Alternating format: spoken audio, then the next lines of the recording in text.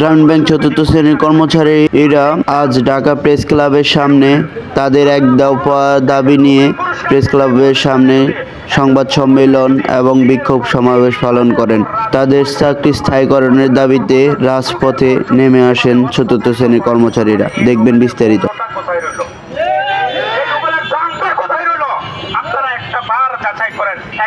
বিবেচনা করে দেখেন, আজকে আপনারা এখানে গণমাধ্যম দ্বারা এসেছেন, আমি তাদের কাছে একটু বলতে চাই, আপনারা একবার আমি যে কথাগুলো বলছি এই কথাগুলো সত্য কিনা বা এই কথাগুলো সঠিক কিনা আপনারা সেটা যাচাই করে দেখেন।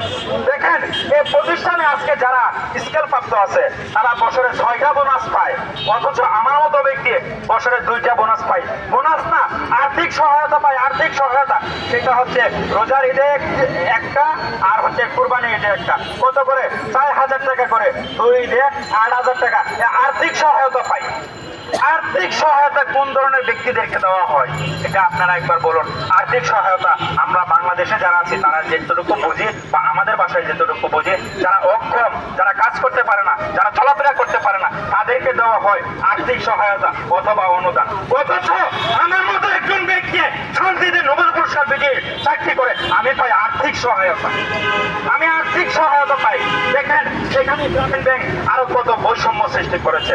এই প্রতিষ্ঠানে স্কেল প্রাপ্ত ব্যক্তিগণ যারা আছেন তারা দৈনিক 400 টাকা হারে লাঞ্চ ভাতা পান, আর আমার মতো একজন ব্যক্তিকে দেওয়া হয় 100 টাকা শুধু টিফিন ভাতা।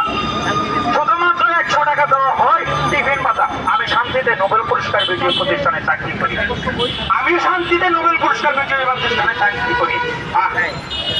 কি সুন্দর।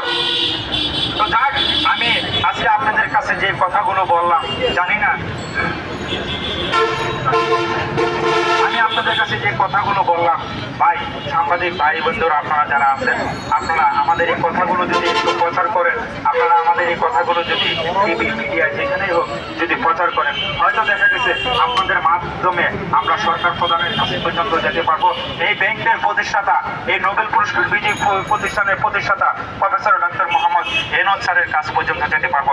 স্যার, আমি আবারও বলছি যে এই বাংলাদেশের প্রধান উপদেষ্টার কাছে, স্যার আমি আপনাদের পকেটের বাদ চাই না, আমরা আপনাদের পকেটের টাকা চাই না, আপনাদের প্লেটের বাদ চাই না, শুধু আমাদের ন্যায্য অধিকারটুকু চাই।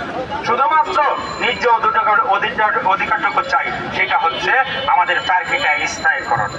স্থায়ীকরণ একটাই দাবি আমাদের, যে স্থায়ীকরণ, এক দফা এক দাবি, স্থায়ীকরণ, স্থায়ীকরণ, স্থায়ীকরণ, স্থায়ীকরণ। আমাদের দাবি মানতে হবে, মানতে হবে। আমাদের দাবি মানতে হবে। আমি 600 টাকা হারে বেতন পাই, শুক্রবারে পাই না।